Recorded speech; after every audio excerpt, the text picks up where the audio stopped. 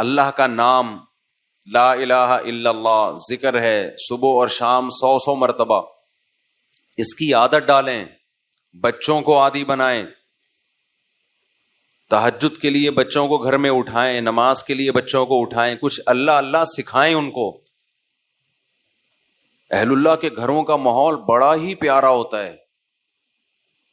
یہ جو قرآن میں آتا ہے ربنا ہب لنا من ازواجنا وذریاتنا قرۃ اعین وجعلنا للمتقین اماما، اے اللہ ہمیں ہماری بیویوں اور اولادوں کی طرف سے آنکھوں کی ٹھنڈک عطا فرما۔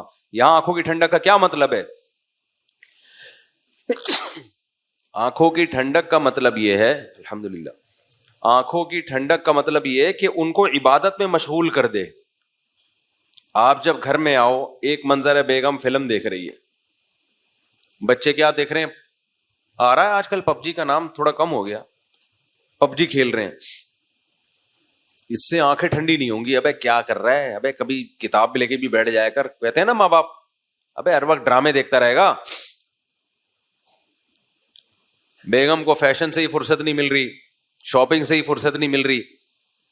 اور ایک ہے آپ جب گھر میں آؤ، بیگم صاحبہ نے اسکارف لیا ہوا ہو اور قرآن مجید ہاتھ میں ہو اور قرآن مجید کی تلاوت ہو رہی ہو، اور بچے بھی انسان کے بچے بنے ہوئے ہوں، بچیاں مصلے پہ کھڑی چھوٹی چھوٹی دعا مانگ رہی ہوتی ہیں، کتنی اچھی لگتی ہیں۔ اور آپ کے بیٹے بھی کیا کر رہے ہوں؟ نماز میں لگے ہوئے ہوں، یا کوئی تلاوت کر رہا ہو، کوئی دعا مانگ رہا ہو، تو بتاؤ آنکھیں ٹھنڈی ہوں گی کہ نہیں ہوں گی؟ آج کل یہ آنکھیں ٹھنڈی ہونا یہ جب ہے جب آپ خود بھی یہ کرو گھر میں۔ تو جو کنوارے ہیں وہ ابھی سے نیت کریں، دیندار لڑکی سے نکاح کرنا ہے اور شادی کے بعد گھر کا ماحول یہ بنانا ہے۔ اور جن کے ماحول بگڑ چکے ہیں، اب ایک دم سے تھوڑی بن جائے گا، گھر جا رہو ارتغل چل رہا ہے، ڈرامے چل رہے ہیں، فلمیں چل رہی ہیں، گھر جاتے ہی آپ نے کہا بیگم ہاتھ میں قرآن، اب مشکل ہے۔ وہ میں ایک لطیفہ سناتا ہوں نا، 2 بھائیوں کی شادی ہوئی ایک ہی دن میں، 6 مہینے گزر گئے، ایک کی بیوی بہت کنٹرول میں تھی، بڑی فرما بردار، دوسرے کی کنٹرول سے باہر۔ اس نے اس سے پوچھا ابے تو نے کیسے کنٹرول کیا ہوا ہے؟ اس نے کہا ہم تو شروع میں ہی آئے تو ایسے چنگیز خان بن کے آئے تھے، گلاس سامنے آیا اٹھا کے لات ماری توڑ دیا اس کو، ابھی کدھر سامنے رکھا ہوا ہے، اسٹائل ہی یہی تھا۔ بلی نے تھوڑا شور مچایا، گردن مار کے پھینک دی اس کو، بہت شور کر رہی ہے، یوں گردن گھمائی تو اس کا روب بیٹھ گیا۔ اب کہہ رہا ہے اب یہ سب تکلفات کی ضرورت نہیں، اب روب بیٹھ گیا۔ اس نے کہا چلو یار ہم بھی کرتے ہیں یار۔ آیا گلاس پڑا ہوا تھا، لات ماری، بیگم نے کہا اب نہیں، پہلے کرنے کی چیزیں تھی یہ، ٹھیک ہے نا، ابھی جو تمہاری اوقات ہے 6 مہینے میں مجھے وہ سمجھ میں آ گئی۔ تو اب جا کے آپ بہت اچھی نصیحتیں شروع کر دو گے، بیگم آنکھوں کی ٹھنڈک اس میں ہے، تم قرآن لے کے بیٹھا کرو، اور بچے ہمارے دعائیں مانگا کریں، گھر میں یہ ٹی وی ڈرامے بند ہو جائیں۔ تو بیگم کہے گی لگ رہا ہے ابھی تازہ تازہ کوئی بیان سن کے آیا ہے، ہمیں پتہ ہے تو کتنے پانی میں، تو ایک دم سے نہیں ہو جاتا، لیکن یہ کرنا پڑے گا آپ کو، ورنہ نسلیں تباہ ہوں گی، بڑھاپا برباد ہوگا، آپ کا اپنا بڑھاپا برباد ہوگا۔ بچوں کو جس سمت میں لگایا ہوا ہے نا، اس سے بچے بڑھاپے میں بھی آپ کے نہیں ہیں، ان کو ابا ٹینشن، ابے ڈرامہ دیکھ رہا ابا کھانس رہے ہیں تو اس کو تو غصہ نہیں آئے گا یار یہ کیا مسئلہ ہے؟ انگریز نے اولڈ ہاؤس بنائے ہوئے یار، بہترین کام کیا ہوا ہے، ابا ہمیں جراثیم پھیلا رہے ہیں ہمارے گھر میں، تو یہ سوچ ہوگی اس کی، کیونکہ یہ فلمیں ڈرامے ڈپریشن بڑھاتے ہیں۔ ہمیں وہ کام کرنے جو برداشت بڑھائے ہمارے اندر، اس سے سکون ملے گا، سکون اس سے۔ دیکھو بعض نفسیاتی ڈاکٹر بولتے ہیں کہ غصہ برداشت نہیں کرنا چاہیے، اس سے ٹینشن ہوتی ہے، صحت خراب ہوتی ہے۔ جب انسان غصہ جاری کر دیتا ہے تو کیا ہو جاتا ہے؟ ریلیکس۔ شریعت اس کے اپوزٹ لے کے جاتی ہے آپ کو، اسلام کہتا ہے غصہ برداشت کرو، اہل جنت کی صفات غصہ جاری کرنا ہے، برداشت کرنا ہے، برداشت کرنا ہے۔ اب سوال پیدا ہو اسلام وہ کام کیسے کہہ سکتا ہے جس سے صحت خراب ہو رہی ہے آپ کی؟ غصے کی کڑوے گھونٹ پیتے ہو، برداشت کرتا ہے نا آدمی، ایک ڈپریشن میں آتا ہے، ٹینشن میں آتا ہے، جاری کر دو تو ٹینشن کیا ہے؟ غصہ آیا پڑاخ سے ایک اگلے کو لگا دیا، وہ ٹینشن پارسل ہو گئی وہاں پہ، آپ سکون میں آ گئے۔ بھائی یہ بھی ٹینشن ختم کرنے کا عارضی طریقہ ہے۔ جو لوگ غصہ جاری کرتے ہیں آہستہ آہستہ غصہ برداشت کرنے کی طاقت ختم, ان کو پھر غصہ بھی بار بار آتا ہے. یہ بھی نشہ ہے.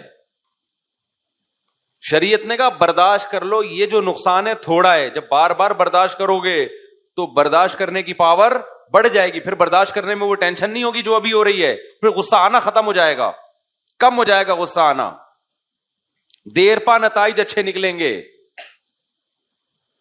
اور پھر جو غصہ آ کے جو اگلے کو لگا دیا آپ نے غصے میں ٹینشن ختم کرنے کے لیے, تو وہ بھی تو پارسل کرے گا اپنی ٹینشن. کیا خیال ہے؟ اس کی بھی تو سائڈ افیکٹ ہے نا بہت زیادہ. وہ ٹینشن آپ کو پارسل کرے گا. پارسل کا خاص انتظام ہے ہمارے یہاں, ہر ہوٹل میں پارسل کا انتظام ہے. وہ تھوڑی سکون سے بیٹھے گا. تو عبادت کا ماحول بنائیں گھروں کے اندر, عبادت کی عادت ڈالیں گھروں کے اندر. اب ایک نسخہ بتاتا ہوں آپ کو, جن کی نہیں ہوئی ان کو تو میں نے بتا دیا کہ بھائی دیندار لڑکی سے شادی کرو جو پہلے ہی نماز روزے کی عادی ہو, اس سے نکاح کرو اور پھر خود بھی اسی جیسے بن جاؤ. اور یہ چھوڑ دو یہ مستیاں سینما گھروں کی اور ڈراموں کی. ان مستیوں میں سوائے میں نے بتایا نا گھر میں بے برکتی کے, نحوست کے کچھ بھی نہیں آئے گا. اس کے سائڈ افیکٹ بہت زیادہ ہیں. اب کیا کرنا ہے, اس کے لیے تبلیغی جماعت بہترین راستہ ہے. اپنی بیگم کے ساتھ مستورات کے ساتھ تبلیغ میں وقت لگا لو, وہ انسان کا بچہ بنا کے بھیج دیں گے. 3 دن جب آپ اپنی بیگم کو لے کے جاؤ گے نا تبلیغ میں, مسلمان کا یہ ہنی مون ہے. یہ کیا ہے مسلمان کا ہنی مون؟ یہ والا جو ہنی مون ہے نا, جو سوئٹزرلینڈ جا رہے ہیں, اس میں خرچہ بھی ٹھیک ٹھاک ہے, بیگم بگڑنے کا بھی بڑا خطرہ ہوتا ہے. میں نہیں کہہ رہا بگڑتی ہیں, بگڑنے کا خطرہ بہت ہوتا ہے. جب وہ وہاں جا کے دیکھیں گی نا انگریز عورتیں لائف کو کیسے انجوائے کر رہی ہیں, کپڑے وپڑے کی کوئی پابندی ہے ہی نہیں. شادی غفار سے ہوئی تھی, اچھا وسیم لگا تو وسیم کے پاس چلی گئیں. تو جب یہ کلچر دیکھتی ہیں تو مرد بھی بگڑتا ہے اور عورت بھی بگڑنے کا, سارے نہیں بگڑتے, خطرہ عورت ہے بگڑنے کا. مرد بھی کہے گا یار انگریز کو وہ والی اچھی لگی تو ادھر کو نکل لیا, وہ والی اچھی لگی ادھر کو نکل لیا, ہم اسی کو لے کے گھوم رہے ہیں یار, یہ کیا مذاق ہے. سارے نہیں بگڑتے, کچھ بگڑنے کے خطرے ہوتے ہیں. تو گھر میں جب آپ ماحول بناؤ گے تو مسلمان کا سوئٹزرلینڈ کیا ہے, مسلمان کا ہنی مون کیا ہے, عمرے پہ لے جاؤ بیگم کو, تبلیغ میں لے جاؤ بیگم کو. آپ دیکھو کیسا اچھا ماحول بنے گا گھر کا. میں نے تبلیغ والوں کے گھروں کا ماحول دیکھا ہے, جو تبلیغ کے بڑے لوگ ہیں, بزرگ لوگ ہیں. کبھی گئے نا جیسے بے تکلفی ہے کسی تبلیغ کے بڑے بزرگ سے, تو ان کی ذرہ نوازی, گھر میں لے گئے, ان کے گھروں کا ماحول دیکھا, میں نے کہا ماشاءاللہ بھائی جنت ہے. مستورات, نمازوں کی پابندی, ذکر اذکار کی پابندی, سسر کا ادب. آج کل تو بدتمیز بنایا جا رہا ہے بہوؤں کو, اس طرح کے ڈائلاگ, یہ ساس کی خدمت واجب نہیں, سسر کی خدمت واجب نہیں, کوئی رشتہ ہی نہیں ہے ساس سسر کا. رشتہ نہیں ہے تو مجھے بتاؤ داماد کے لیے ساس سے نکاح حرام کیوں ہے؟ حرام تو ماں سے نکاح ہوتا ہے نا, داماد ساس سے نکاح نہیں کر سکتا. تو رشتہ ہے تو اللہ نے کہہ دیا نا کہ ماں بن گئی ہے, تو بہو کے لیے بھی ساس ماں کے قائم مقام ہے. میں نہیں کہہ رہا بالکل ماں جیسی ہے, لیکن جب گھروں میں دین آئے گا, تمیز آئے گی, تو پھر بہویں یہ مسئلہ نہیں پوچھیں گی کہ ساس کی خدمت واجب ہے یا نہیں ہے. بہو کیا کہے گی, بھائی بڑوں کی خدمت سے کیا ملتا ہے, خدا ملتا ہے. تبلیغ میں تو یہی سکھایا جاتا ہے, خدمت سے کیا ملتا ہے, خدا ملتا ہے. بھائی میرے شوہر کی ماں ہے تو میرے لیے تو شوہر جنت, تو جو شوہر کی جنت ہے وہ میری بھی کیا ہے, جنت ہے. غیرت مند آدمی اپنی خدمت سے اتنا خوش نہیں ہوتا جتنا اپنی ماں کی خدمت سے خوش ہوتا ہے. اگر غیرت ہے اس میں, کہتا ہے بیگم مجھے بھول جاؤ, میری ماں کی خدمت کرو, اسی سے دل جیتو. تو میں نے تبلیغ والوں کے گھروں کا ماحول بھی دیکھا ہے الحمدللہ, اور میں نے لبرل لوگوں کے گھروں کا ماحول بھی دیکھا ہے. لبرل لوگوں کے گھروں کے ماحول میں کیا ہے, ابا ادھر بیٹھ کے کھانا کھا رہا ہے, بچہ برگر کھانے جا رہا ہے دوستوں کے ساتھ, بیگم صاحبہ اپنے الگ روم میں, بچے بھی ایک آدھی ہوتے ہیں, اور بیٹی صاحبہ وہ اپنا لیپ ٹاپ لے کے کمرے میں بیٹھی ہوئی, میں بزی ہوں مجھے کوئی ڈسٹرب نہ کرے. تبلیغ والوں کے گھروں کا ماحول بھی دیکھا. ایک تو نسل زیادہ ہوتی ہے, بہویں بھی ہیں, داماد بھی ہیں, بیٹے بھی ہیں, بیٹیاں بھی ہیں, گھر بھرا ہوا ہے. سمجھتے ہو؟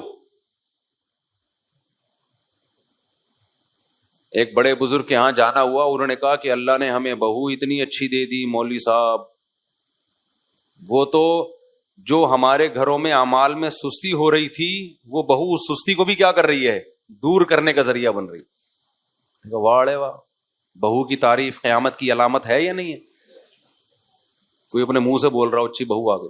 بہویں تو گھر کا ماحول کیا کر دیتی ہیں, جو ڈرامے کی قسطیں رہ گئی تھی وہ بھی پوری کرواتی ہیں کہ 27ویں رات میں یہ والا ڈرامہ رہ گیا تھا, اس کو پورا کرو. ہمارے اوپر خدمت واجب نہیں ہے, شوہر کی نہیں خدمت آج کل واجب ہو رہی, تو ساس سسر تو بہت دور کی چیز ہیں. ایک اسکالر نے بتایا کہ عورت پہ خدمت واجب نہیں ہے نا, شوہر کی بھی اور ساس سسر کی بھی. تو کسی خاتون نے لکھا تھا کہ وہ پیڑے کھانے کے لیے آئی ہے گھر میں, وہ ساری ذمہ داریاں پوری کرے, وہ کچھ بھی نہیں کرے, تو وہ کیا ہے, یعنی اس کا کیریکٹر کیا ہے, اس کا کردار کیا ہے, اس کی ذمہ داریاں کیا ہیں. ایک عورت نے اعتراض کیا تھا, اور اس عورت نے کہا میں ساس نہیں ہوں, میں خود بہو ہوں. میں نے اس کے اسکرین شاٹ لے لیا نا, اس کے کمنٹس. اس نے کہا میں خود بہو ہوں, اور مجھے حیرانگی ہوتی ہے ان بہوؤں پہ جو کہتی ہے ہمارا ساس سے کوئی رشتہ نہیں ہے.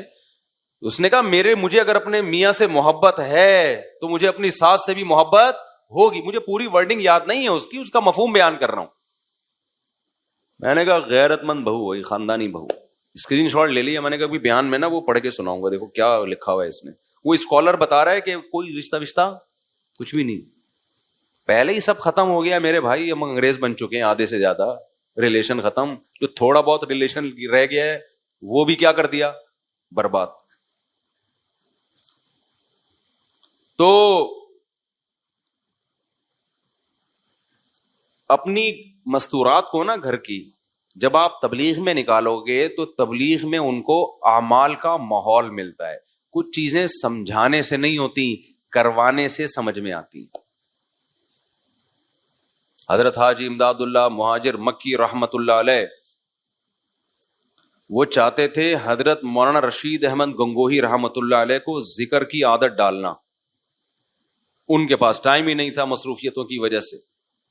تو مشہور واقعہ ہے, مختصر بیان کر رہا ہوں. ایک رات انہوں نے کہا اپنا بستر میرے بستر کے ساتھ لگا دینا, اور رات کو ان کے ہاتھ میں تسبیح پکڑا دی اور کہا اللہ اللہ کرو. تو حضرت رشید احمد گنگوہی رحمت اللہ علیہ کہتے ہیں کہ میں نے جو اللہ اللہ کیا ایسا مزہ آیا, اس کے بعد بڑھاپے تک بھی وہ تسبیح نہیں چھوٹی.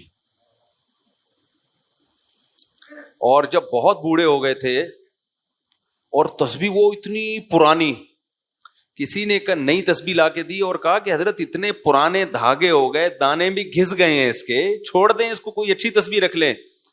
انہوں نے فرمایا کہ اس تسبیح سے مجھے محبت ہو گئی ہے, اس نے مجھے اللہ اللہ کرنا سکھایا ہے, اب اس سے بھی مجھے محبت ہو گئی ہے.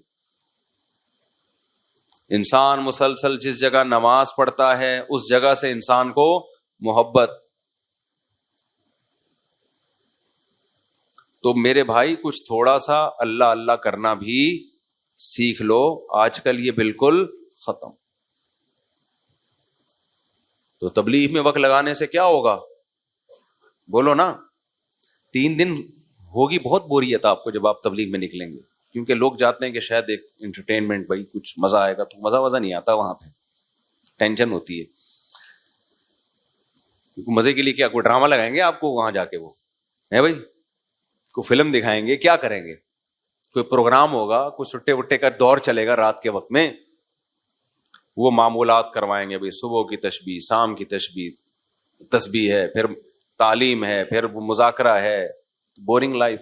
لیکن یہ بورنگ آپ کی زندگی کو ساری زندگی کے لیے انٹرٹین کرنے کا ذریعہ بن سکتی ہے. دیکھو نا جنہوں نے لگائے پھر مزید لگا کے اب وہ رائیونڈ کے مقیمین بن گئے ہیں, وہ سارا دن اسی معمول میں. او بھائی آپ یہ تو بڑی بورنگ لائف ہے. انہوں نے کہا ہم سے چھڑوا کے دکھاؤ یہ لائف, ہمیں اسی میں مزہ ہے. ہم نے تبلیغ کے بزرگوں میں ایسے ایسے واقعات سنے ہیں جو عینی شاہدین گھنٹوں گھنٹوں دعا مانگ رہے ہیں, دل نہیں بھر رہا.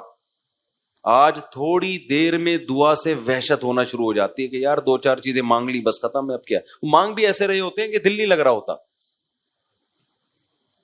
جن کا دعاؤں میں دل لگ جاتا ہے نا، ہمارے شیخ حضرت مفتی رشید احمد صاحب رحمہ اللہ تعالی، ان کا ہر جمعے کو عصر کی نماز کے بعد بیان ہوتا تھا.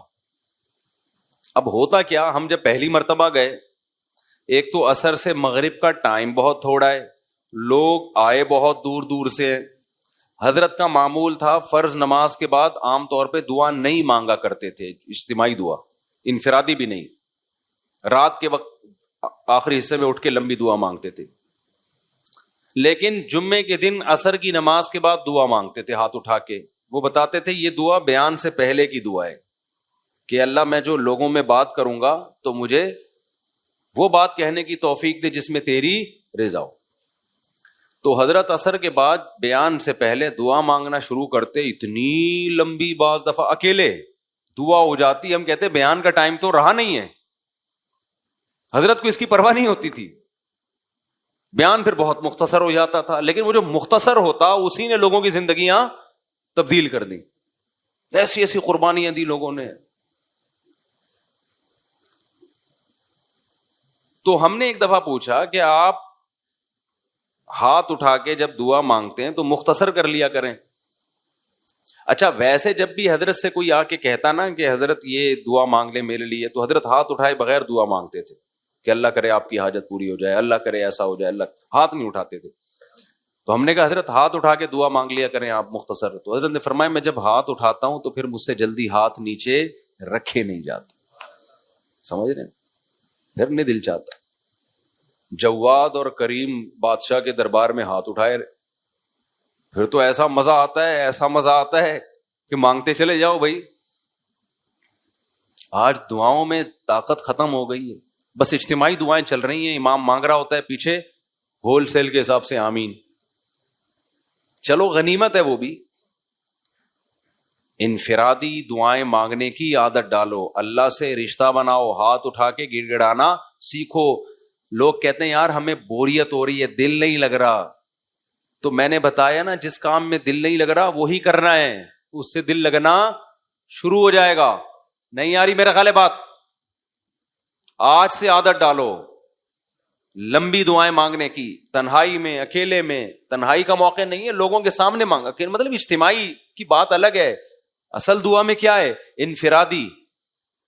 لوگ اجتماعی دعاؤں کو زیادہ اہمیت دیتے ہیں. اللہ کی نظر میں انفرادی دعا کی ویلیو اجتماعی دعا سے زیادہ ہے. کیوں؟ ادعوا ربکم تضرعا وخفیا. اللہ کہتے ہیں اپنے رب کو عاجزی کے ساتھ اور چپکے سے پکارو. تو گھروں میں عادت ڈالیں گے کہ نہیں ڈالیں گے دعاؤں کی، نماز کی، عبادت کی؟ اس کا طریقہ میں نے بتایا کہ کیا طریقہ ہے. اب ایک دم نہیں پڑے گی عادت، پھڈا ہو جائے گا بیگم سے، بچوں سے پھڈا ہو جائے گا. اس کا طریقہ کیا ہے؟ اللہ نے بہترین آپشن دیا ہے. کس کا؟ تبلیغ کا. وقت لگاؤ اس میں. دیکھو گھروں کا، میں نے دیکھا ہے جو تبلیغ میں وقت لگاتے ہیں ان کی عورتیں بھی، گھروں کا ماحول بالکل چینج ہو جاتا ہے، بالکل چینج ہو جاتا ہے. گھر میں تعلیم بھی شروع ہو جائے گی پھر. اور اگر نہیں وقت لگاتے تو پھر بیٹھے رہو آرام سے. بڑے لوگ کہتے ہیں نا ایک بات، ہم لوگ کیا چونکہ بزرگ بھی ہوتے ہیں تو بزرگ نصیحتیں بھی کر رہے ہوتے ہیں. بہت سے فرقے ایسے ہیں جن کے یہاں بزرگ کیا ہیں؟ بولو نا، ہے ہی نہیں، بزرگ ہی نہیں ہے ان لوگ کے یہاں. ایک آدمی جو تھا نا پتہ نہیں کس فرقے کا تھا، تو وہ فقہ وہ ہمارے حضرت کے ہاتھ پہ بیعت ہوا اور مسلک ہی چینج کر لیا. اس نے کہا آج سے میں فقہ حنفی کو فالو کروں گا. ہم نے پوچھا وجہ کیا؟ کہہ رہے یار ہم نے اپنے مسلک میں کوئی بزرگ ہی نہیں دیکھے.